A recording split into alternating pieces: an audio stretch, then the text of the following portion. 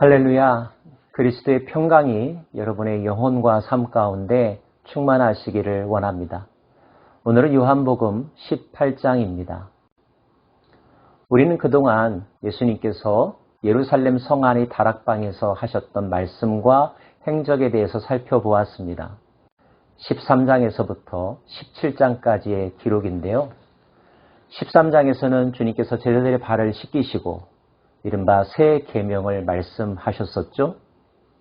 14장에서는 제자들에게 두려워하지 말라고 말씀하시면서 내가 처소를 예비하러 가는 것이고 다시 올 것이라고도 말씀하셨습니다. 길이요 진리요 생명이라는 말씀도 하셨고요. 보혜사 성령님을 보내주시겠다는 약속도 하셨습니다. 15장에서는 포도나무와 가지의 비유를 들어서 예수님과 우리가 연합과 일치의 삶을 살아가야 한다는 것, 내가 저 안에, 저가 내 안에 거하는 삶의 중요성을 말씀하셨습니다. 16장에서는 성령께서 하실 일에 대해서 설명해 주셨는데요. 특별히 죄에 대하여, 의에 대하여, 심판에 대하여 깨닫게 될 것이라고. 지금은 일어나는 일들의 의미를 다 알 수 없지만 성령을 경험하고 나면 분명히 알게 될 것인데 가장 분명한 것, 중요한 것은 예수님께서 승리하셨고 이 세상의 공중권세 잡은 자, 악의 세력들은 심판받는다는 사실. 이 사실을 알고 담대하라고 세상을 이기신 예수 그리스도를 기억하면서 평강을 누리라고 말씀하시는 장면이었습니다. 17장은 예수님의 대제사장의 기도라고 알려진 기도문인데요. 자기 자신이 끝까지 아버지를 영화롭게 하여 달라고 기도하셨고 제자들과 또 그 제자들을 통하여 예수님을 믿게 되는 자들을 위하여서 기도하셨죠. 기억하시죠? 주님은 내가 아버지와 하나인 것 같이 저들도 우리와 하나가 되게 해달라고 기도하셨습니다. 진리로 거룩한 삶, 악에게 승리하는 삶을 원하시는 예수님의 마음, 제자들과 이 땅에 사는 사람들을 위한 예수님의 마음, 그 마음이 우리 모두에게 힘이 되고 용기가 될 수 있기를 원합니다. 18장은 그 기도를 모두 마치시고 예수님께서 예루살렘 성내를 빠져나와 기드론 시냇가를 건너서 겟세마네 동산에 머무시는 모습으로 시작합니다. 그리고 그때 예수님의 제자 가운데 한 사람이었던 유다가 군사들을 데리고 예수님께로 다가오죠. 3년 동안 예수님을 따라다녔지만 한 번도 진지하게 예수님과 하나가 되지 못했던 비극의 주인공, 그가 바로 유다였습니다. 겉돌기만 했던 인생, 우리는 그런 주인공이 되어서는 안 될 것입니다. 유다가 데리고 온 군사들에 의하여 예수님은 체포당하셨습니다. 그리고 안나스에게로, 가야바에게로, 그리고 빌라도에게로 옮겨 끌려다니시면서 신문 받으시고 재판을 받으시죠.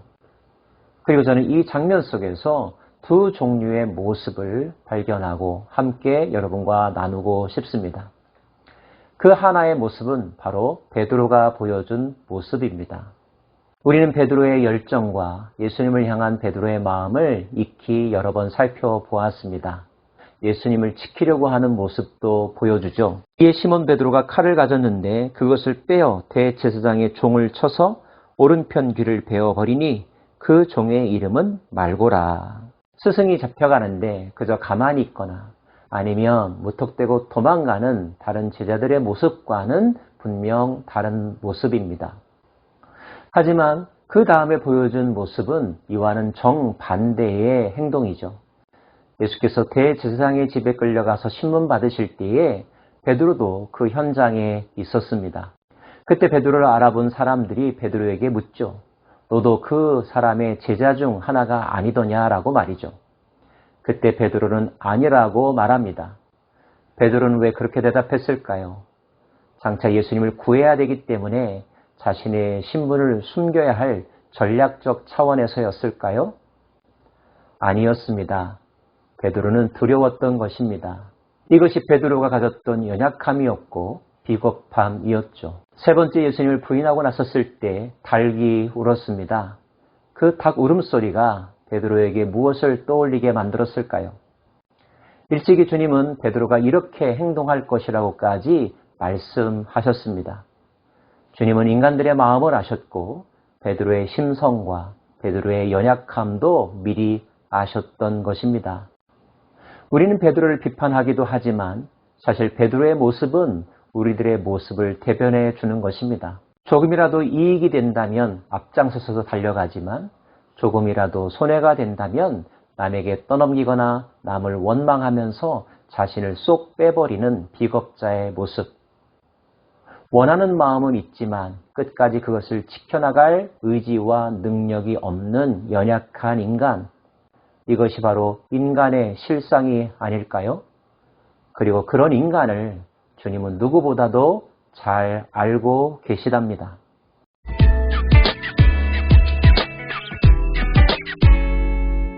이런 베드로의 모습에 비하여 정반대의 모습을 보여주시는 예수님이 계십니다.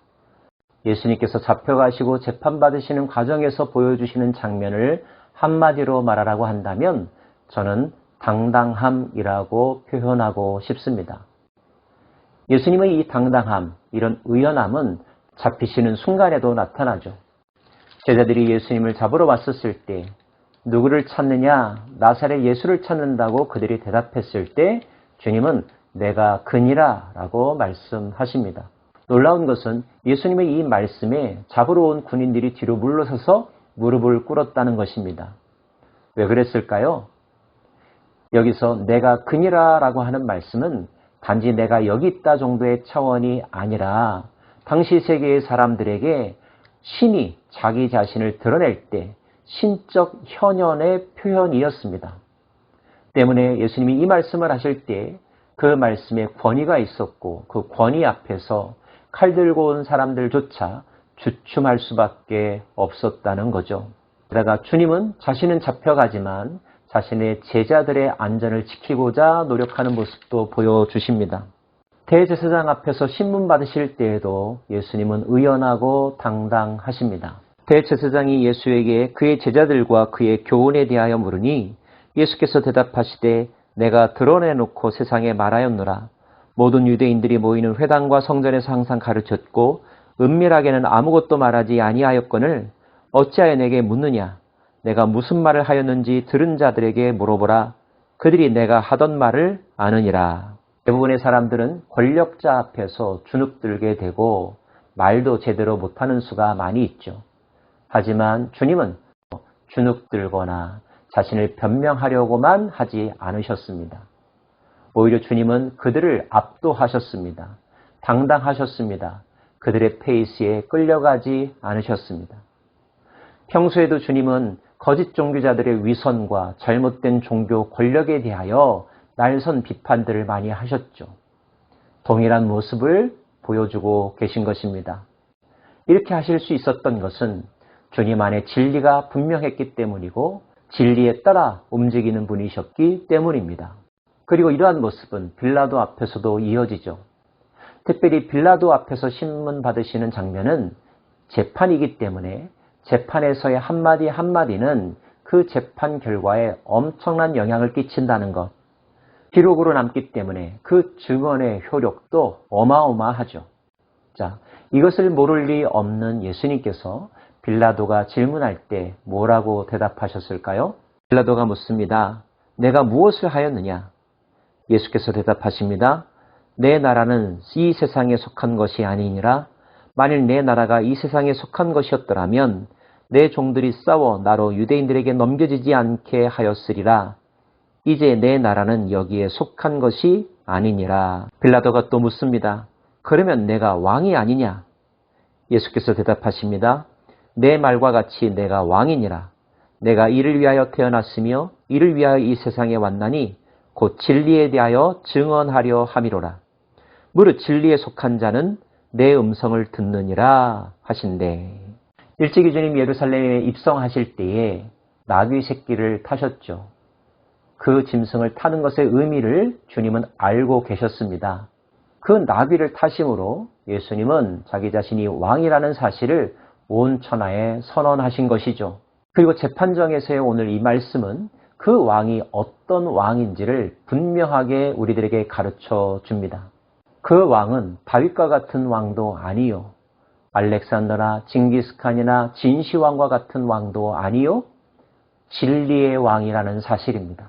예수님은 진리 그 자체로 모든 진리 중에 진리로 진리를 전하고 이 세상이 진리의 세상이 되게 하기 위하여 이 땅에 오셨다고 분명하게 말씀하고 계십니다. 그리고 그의 삶은 진리에 속한 자의 모습, 진리 그 자체의 모습을 분명하게 드러내 보여주고 계시죠. 사랑하는 여러분, 감정 따라, 상황 따라 살아가는 사람이 있는가 하면 진리에 속한 자로, 진리 그 자체로 살아가는 사람이 있습니다. 비겁하고 연약한 모습으로 한평생 살아가는 사람이 있는가 하면 의연하게, 일관되게 바른 길을 추구하며 그 길을 끝까지 걸어가는 사람이 있습니다. 베드로와 같은 모습의 삶이 있는가 하면 예수님과 같은 모습의 삶이 있습니다. 여러분은 어떤 길을 가고 계십니까? 그리고 어떤 길을 가고 싶으십니까? 기도하겠습니다. 오 주님, 우리도 그 주님과 같은 삶을 살기 원합니다. 마음은 원이지만 그렇게 살아가지 못하는 우리를 불쌍히 여겨 주시고 우리 힘만으로는 불가능하오니 성령님 우리와 함께하여 주옵소서. 예수님 이름으로 기도합니다. 아멘.